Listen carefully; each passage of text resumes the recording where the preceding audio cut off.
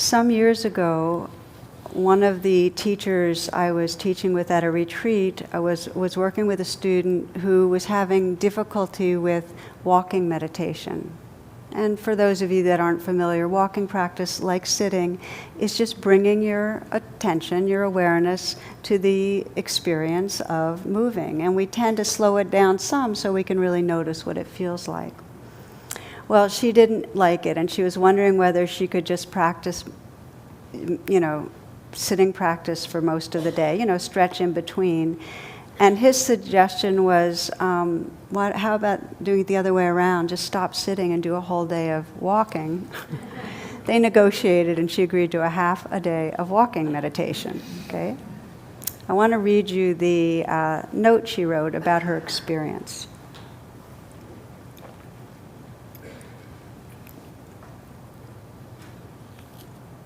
Long walking meditation all morning. Assignment completed. Thank you. Now I can meditate while moving. I thought I might discover why I've been so resistant to it, but no, circumstances taught me something else instead. I chose to walk in the annex walking room because it's small, beautiful, and usually quiet. Today, however, it was noisy as hell. There was some guy in there walking as the little engine that could, wearing little noisy boots. Well, thought I, surely he'll be gone when the walking period ends. No such luck. This madman pounded his way through an hour and one half, except when he paused to drink or remove a noisy layer of clothing.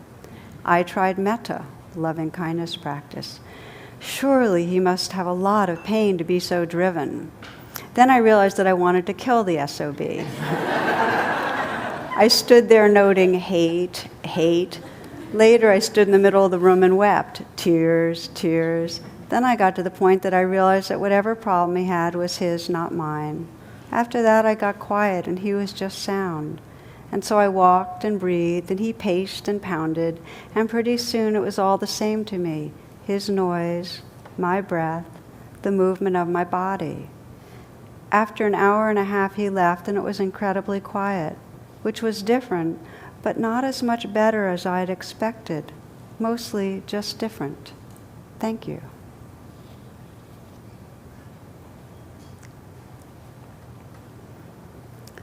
Can you sense the equanimity that grew out of that experience?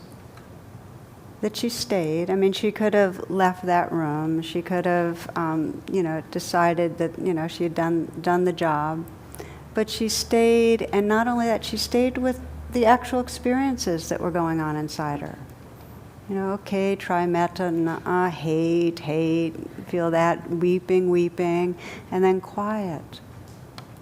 By bringing presence to the different layers of experience, she discovered the space of presence. And that space is an essential component of equanimity.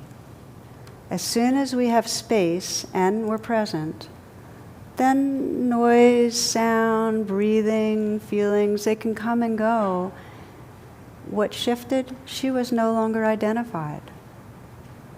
So I want to just flag that the key element in discovering equanimity is a dissolving of that sense of such strong identity. Have to have it this way. Can't stand if it's that way. There's just space for it to come and go. What she discovered, and this is the wisdom of equanimity. Remember that final piece? It wasn't as much better as she thought. Here she was, everything in her was pitched against how this experience was. When it finally changed, it was different, but not so much better. And that tells us that really our happiness and freedom doesn't come from having things our way.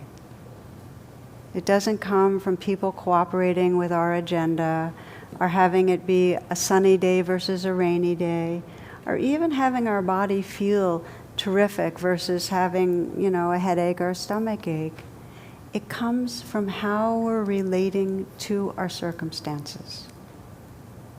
When we find that space and presence to relate to our circumstances without strong preference, without pushing things aside, without grasping, there's a freedom in that.